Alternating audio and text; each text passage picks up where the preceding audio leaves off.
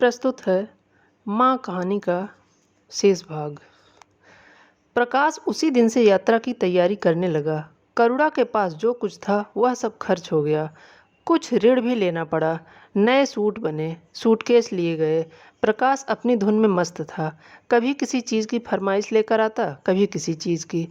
करुणा इस सप्ताह में इतनी दुर्बल हो गई, उसके बालों पर कितनी सफ़ेदी आ गई, चेहरे पर कितनी झुर्रियाँ पड़ गई, यह उसे कुछ ना नज़र आता। उसकी आंखों में इंग्लैंड के दृश्य समाये हुए थे। महत्वाकांक्षा आंखों पर पर्दा डाल देती है। प्रस्थान का दिन आया। आज कई दिनों के बाद धूप निकली थी। करुणा स्वामी के पुराने कपड़ों को बाहर निकाल रही थी। उनकी गाढ़े की चादर, खद्दर के कुर्ते पाजामे और लिहाफ अभी तक संदूक में संचित थे। प्रतिवर्ष वे धूप में खोले जाते और झाड़ पोंछ कर वापस रख दिए जाते थे।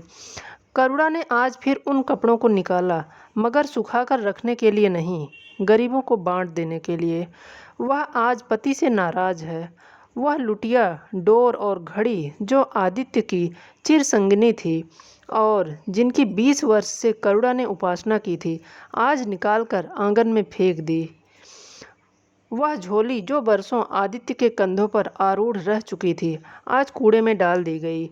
वह चित्र जिसके सामने 20 वर्ष से करुणा सिर झुकाती थी, आज बड़ी निर्दयता से भूमि पर डाल दिया गया।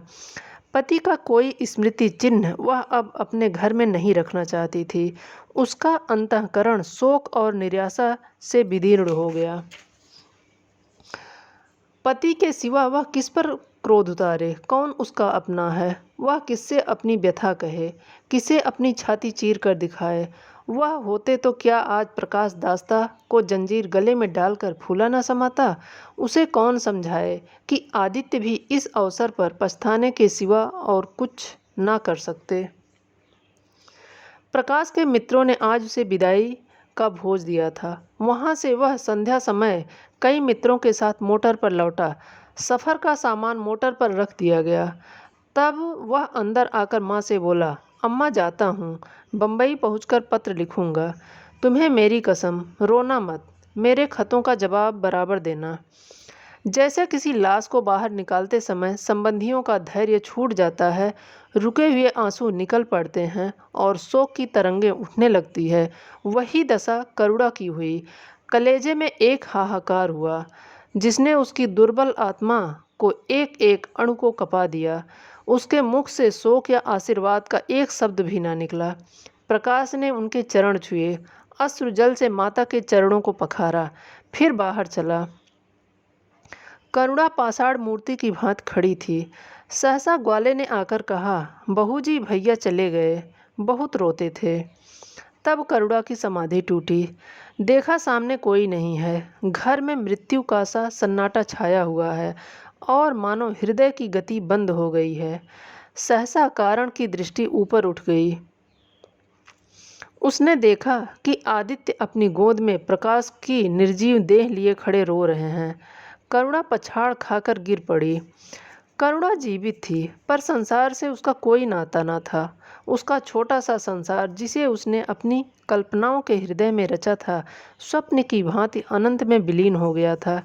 जिस प्रकाश को सामने देखकर वह जीवन की अंधेरी रात में भी हृदय में आशाओं की संपत्ति लिए जा रही थी, वह बुझ गया और संपत्ति लुट गई। अब ना कोई आश्रय था और ना उनकी जरूरत।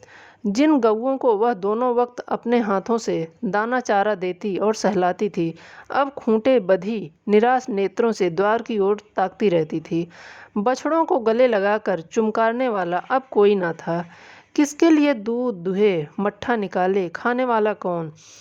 करुणा ने अपने छोटे से संसार को अपने ही अंदर समेट लिया था। किंतु एक ही सप्ताह में करुणा के जीवन ने फिर रंग बदला। उसका छोटा सा संसार फैलते फैलते विश्वव्यापी हो गया। जिस लंगर ने नौका को तट से एक केंद्र पर बांध रखा था, वह खड़ा हो गया। अब नौका सागर के अशेष विस्तार में भ्रमण करेगी, चाहे वह उद्दाम तरंगों के वक्ष में ही क्यों न विलीन हो जाए। करुणा द्वार पर आ बैठती और मोहल्ले भर के लड़कों को जमा करके दूध पिलाती। दोपहर तक मक्खन निकालती और वह मक्खन मोहल्ले के लड़के खाते। फिर भांति भांति के पकवान बनाती और कुत्तों को खिलाती। अब यही उसका नित्य का नियम हो गया। चिड़िया, कुत्ते, बिल्लियाँ, चींटी, चींटियाँ सब अपने हो गए। प्रेम का वह द्वार अब किसी के लिए बंद ना था। उस अंगुल भर जगह में जो प्रकाश के लिए भी काफ़ी ना थी, अब समस्त संसार समा गया था। एक दिन प्रकाश का पत्र आया। करुणा ने उसे उठाकर फेंक दिया। फिर थोड़ी देर के बाद उसे उठाकर फाड़ डाला और चिड़िया को दाना चुगाने चल दी। मगर जब निशा योगिनी ने अपनी धूनी जलाई और वेदनाएं उससे वरदान मांगने के लिए विकल हो होकर चली, तो करुणा की मनोवेदना भी सजग हो उठी। प्रकाश का पत्र पढ़ने के लिए उसका मन व्याकुल हो उठा। उसने सोचा, प्रकाश मेरा कौन है? मेरा उससे क्या प्रयोजन?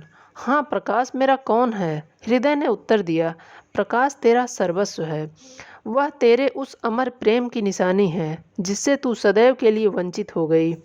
वह तेरे प्राणों का प्राण है, तेरे जीवन दीपक का प्रकाश, तेरी वंचित कामनाओं का माधुर्य, तेरे अश्रु जल में विहार करने वाला हंस।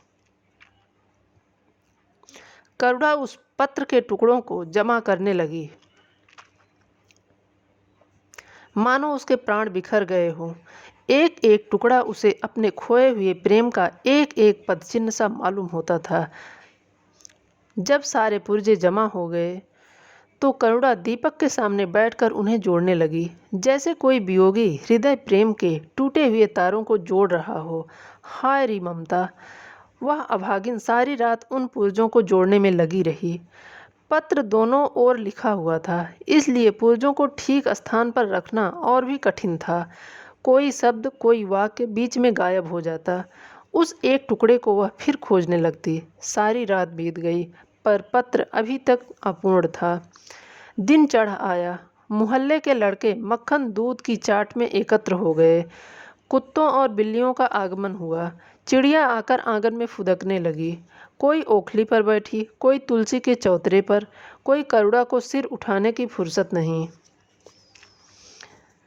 दोपहर हुआ। करुणा ने सिर उठाया। भूख ना थी, ना प्यास। फिर संध्या हो गई। वह पत्र अभी तक अधूरा था। पत्र का आशय समझ में आ रहा था। प्रकाश का जहाज कहीं से कहीं जा रहा है। उसके हृदय में कुछ उठा हुआ है। क्या उठा हुआ है? पर करुणा ना सोच सकी। प्यास से तड़पते हुए आदमी की प्यास क्या ओस से बुझ सकती है? करुणा पत्र की लेखनी से निकले हुए एक एक शब्द को पढ़ना और उसे हृदय पर अंकित कर लेना चाहती थी। इस भांति 3 दिन गुजर गए। संध्या हो गई थी।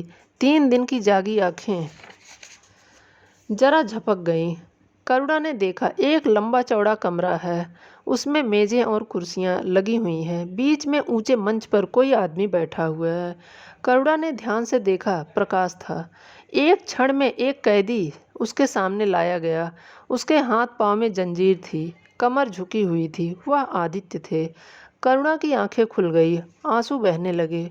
उसने पत्र के टुकड़ों को फिर समेट लिया और उसे जलाकर राख कर डाला। राख की एक चुटकी के सिवा वहाँ कुछ न रहा। यही उस ममता की चिता थी जो उसके हृदय को विदीर्ण कर डालती थी। इसी एक चुटकी राख में उसकी गुड़ियों वाला बचपन, उसका संतप्त यौवन और उसका तृष्णा में वैधव्य सब समा गया। प्रातःकाल लोगों ने देखा, पंछी पिंजड़े से उड़ चुका था। आदित्य का चित्र अब भी उसके शून्य हृदय से चिपटा हुआ था। वह भग्न हृदय पति की स्नेह स्मृति में विश्राम कर रहा था और प्रकाश का जहाज यूरोप चला जा रहा था। बहुत बहुत धन्यवाद।